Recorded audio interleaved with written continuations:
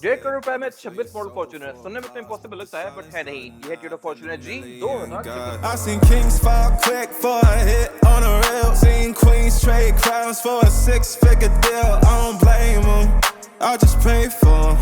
We all one mistake from the cage. बड़ी चीज यहाँ अजीब है, आगे से ये गाड़ी बिल्कुल ब्रांड न्यू और 26 मॉडल की लगती है, लेकिन बैक पे आके ये गाड़ी 2018-19 वाली शेप दे देती है, क्योंकि इसमें टेल लाइट्स ये पुराने वाली हैं जो कि एलईडी स्ट्रिप्स वाली हैं।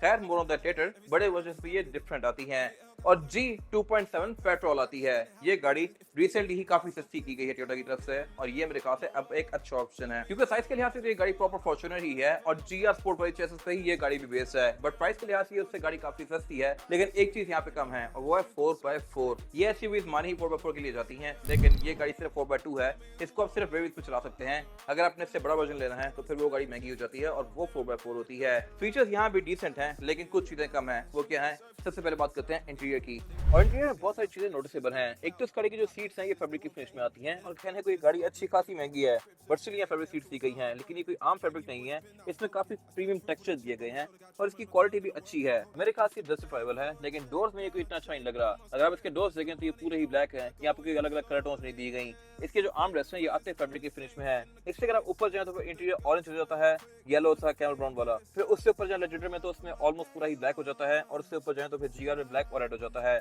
बट ये इसकी बेसिक ट्रिम है। मोटी मोटी चीजें यहाँ पूरी हैं। डैशबोर्ड का लेआउट सेम टू सेम वैसे ही है जिस तरह की जीआर में होता है, और स्क्रीन भी यहाँ पे अच्छी खासी बड़ी दी गई है, लेकिन फीचर्स के लिहाज से ये कम लोडेड है।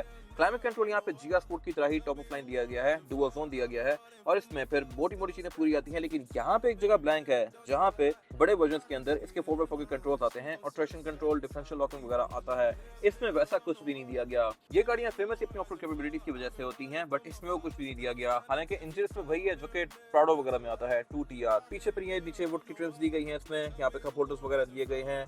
गियर सेलेक्टर इसका सेम टू सेम बड़े वर्जन जैसा है, और मैनुअली आप इस गाड़ी को भी चला सकते हैं इस तरह से। पैडल शिफ्टर भी ये गाड़ी ऑफर करती है, जो कि अगेन मेरे ख्याल से एक फिट चीज है। यूजुअली बेसिक गाड़ियों में इतने फीचर्स नहीं आते जितने ये ऑफर कर रही है। हैंड ब्रेक इसमें ट्रेडिशनल है, यहाँ पे ड्राइव मोड्स भी दिए गए हैं बड़े वर्जन की तरह। ट्रैक्शन कंट्रोल भी आता है, लेकिन बाकी ब्लैंक स्विचेस हैं। फिर इसमें सेंटर कंसोल भी स्पेस के लिहाज से ठीक है, उतना ही है जितना के बड़े वर्जन में आता है, लेकिन यहाँ पे चीजें थोड़ी सी पोर्ट की गई हैं, और इसकी जो सीट्स हैं ये भी आप इससे आगे पीछे करेंगे हाथ से, जबकि इसके बड़े बजट में इलेक्ट्रॉनिकली एडजस्टेबल आती हैं। बैक भी इसके मैनुअली इस तरह से आगे पीछे करेंगे। बाकी रूफ इसकी सेम टू सेम वैसी है जिस तरह की सिग्मा वगैरह में आती है, लेजेंडर में आती है। ना इसमें सनरूफ आती है, ना इसके बड़े बजट में, और एक गाड़ी वर्ल्ड वाइड सनरूफ ऑफर नहीं करती, क्योंकि सनरूफ टोयोटा में प्राडो के लिए रिजर्व्ड है, फॉर्च्यूनर में नहीं आती। खैर, बाकी लाइट्स यहाँ पे वैसे ही प्रीमियम है, सनग्लास होल्डर दिया गया है। एक चीज और यहाँ पे कम है, और वो है ऑटो डिमिंग वाला फीचर। रिव्यू मिरर इसमें बिल्कुल बेसिक आता है, सिंपल कोला वगैरह की तरह का। और जहाँ तक बात है स्टीयरिंग व्हील की, तो ये भी इसका same to same GR sport जैसा ही है देखने में, सिर्फ यहाँ पे कुछ जीआर की बैजिंग वगैरह नहीं दी गई, बट है ये पूरा ही लेदर स्टेज। फिर यह भी मल्टीमीडिया वाला, इसमें पैडल शिफ्टर्स भी दिए गए हैं, और मीटर भी इसका लुक से लिहाज से डिसेंट है।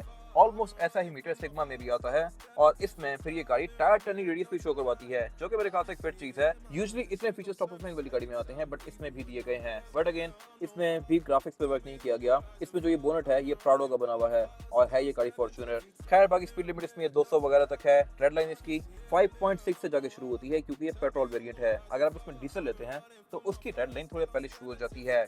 मटेरियल्स यहाँ भी प्रीमियम रखे गए हैं, वुड वगैरह का यूज किया गया है, लेदर भी यहाँ पे दिया गया है, लेकिन छोटे मोटे फीचर्स कम कर दिए गए हैं। बाकी हेडलाइट इस गाड़ियां भी ऑटोमेटिक आती हैं, फॉग लैंप्स भी ये गाड़ी ऑफर करती है, और विंडो भी इसमें चारों ही सिंगल टाइप वाली आती हैं। अगेन मोस्टली कंपनियां यहाँ पे आकर चीप आउट कर जाती हैं छोटे वर्जन में, बट इसमें नहीं किया गया।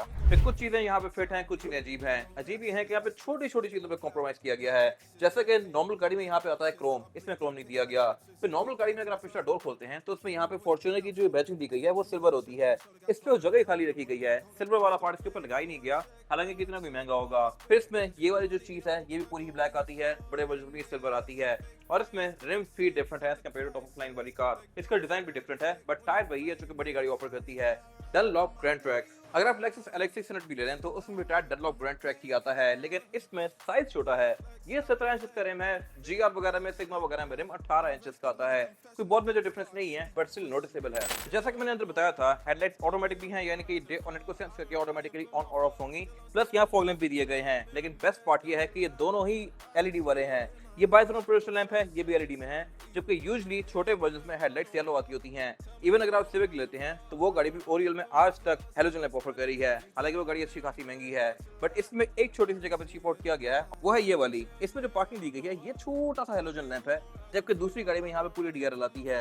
इसमें इंडिकेटर के लिए ये वाली जगह पूरी चलती है, बट यहाँ पे कुछ नहीं दिया गया। और इसकी हेडलाइट्स भी डिफरेंट है कंपेयर टू सिग्मा वगैरह, क्योंकि सिग्मा में यहाँ पे नीचे डीआरएल आती है, इसमें डीआरएल निकाल के ये वाली जगह बंद कर दी गई और ऊपर यहाँ पे 3 एलईडी से दी गई हैं।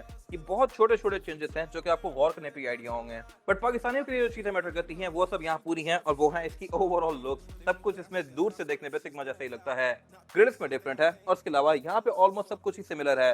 वही और फ्रेंड्स ये गाड़ी भी ऑफर करती है, और इसमें साइड मिरर भी देखने में तो वैसे ही आते हैं, लेकिन GR स्पोर्ट जो अब आ रही है उसमें नीचे यहाँ पे कैमरास दिए गए होते हैं। वो गाड़ी 360 डिग्री कैमरा सेटअप ऑफर करती है, इसमें वो चीज नहीं है। बाकी इसमें एंट्री एग्जिट भी आसान है, स्मार्ट एंट्री भी गाड़ी ऑफर करती है, और इसकी चाबी भी बड़े वर्जन से रहती है, तो ये मेरे ख्याल से एक अच्छी चीज है। एक चीज में वियर्ड है, और वो ये है कि इसमें रेयर पैसेंजर्स के अंदर चढ़ने के लिए ग्रैब हैंडल्स नहीं दिए गए। मोस्टली गाड़ियां यहाँ पर ग्रैब हैंडल ऑफर करती हैं, इवन रिवो में भी आता है, प्राडो वगैरह में भी, बट इसमें नहीं है। और अगर आपने इसमें बैठना है तो आप बस किसी तरह से सहारा लेके इसमें घुसेंगे इस तरह से।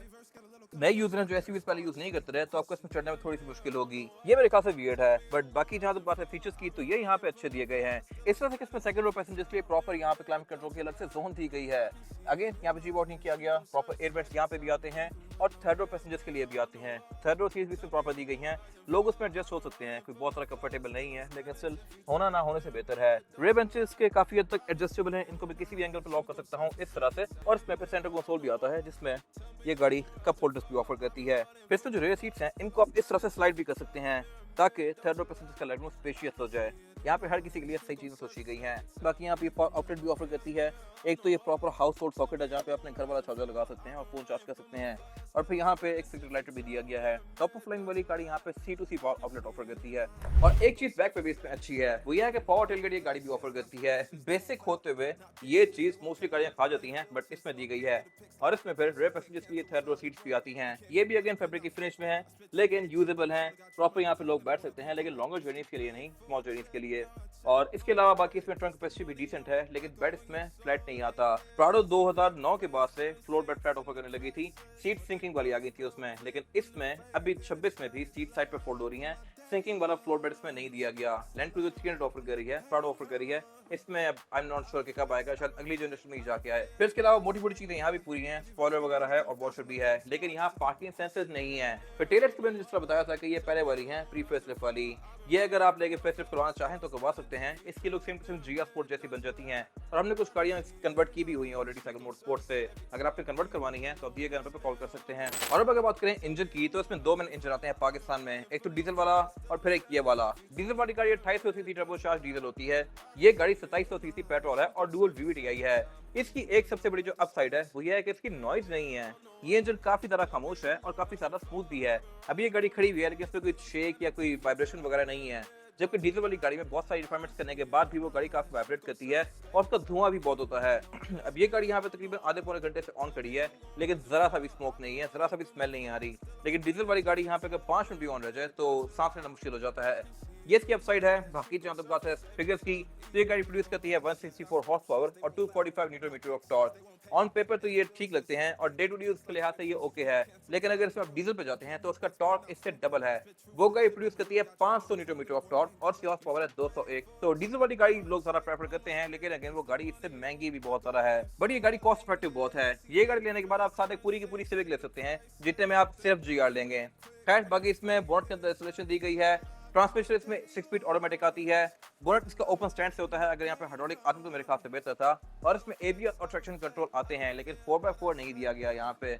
पार्ट्स इस गाड़ी के आपको इजीली मिल जाएंगे। ये इंजन टोयोटा की बहुत सारी गाड़ियों में आता है, प्राडो वगैरह में भी, तो इसके पार्ट्स आपको सोच कर इतना मसला नहीं होगा। ABS और ट्रैक्शन कंट्रोल वगैरह ये गाड़ी ऑफर करती है, लेकिन इसमें 4x4 नहीं आता। फिर ये वाला इंजन टोयोटा की बहुत सारी गाड़ियों में आता है, प्राडो भी ऑफर करती है, तो इसके पार्ट्स सोच करना कोई ज्यादा मुश्किल नहीं होगा और ज्यादा महंगे भी नहीं होंगे। और जहाँ तक बात है एवरेज की, तो ये एवरेज देगी आपको 7 से 8 की, डिपेंडिंग अपॉन पैटर्न। लॉन्ग पे भी गाड़ी 8-9 के आसपास ही रहती है, इससे ऊपर नहीं जाती। डीजल वाली गाड़ी एवरेज इससे बेहतर दे देती है। बाकी इंजन इस गाड़ी में भी टेढ़ा है, प्राडो में भी टेढ़ा ही होता है। I am not sure why. ये गाड़ी 26 मॉडल है, as good as brand new है, इस्लामाबाद रजिस्टर्ड भी है और इसकी डिमांड है 1,45,00,000 रुपए। ये साइकिल मोटरस्पोर्ट के पास अवेलेबल है और इसके अलावा हमारे पास फॉर्च्यूनर का हर वर्जन ब्रांड न्यू भी अवेलेबल होता है। अगर आपने इसके बारे में कोई इन्फॉर्मेशन लेनी है तो आप दिए गए नंबर पर कॉल कर सकते हैं या फिर आप साइकिल मोटरस्पोर्ट को विजिट कर सकते हैं, जो कि रावलपिंडी में DH2 के गेट 1 के ऑपोजिट लोकेटेड है और हमारी एक और ब्रांच भी है रावलपिंडी मरी रोड पे।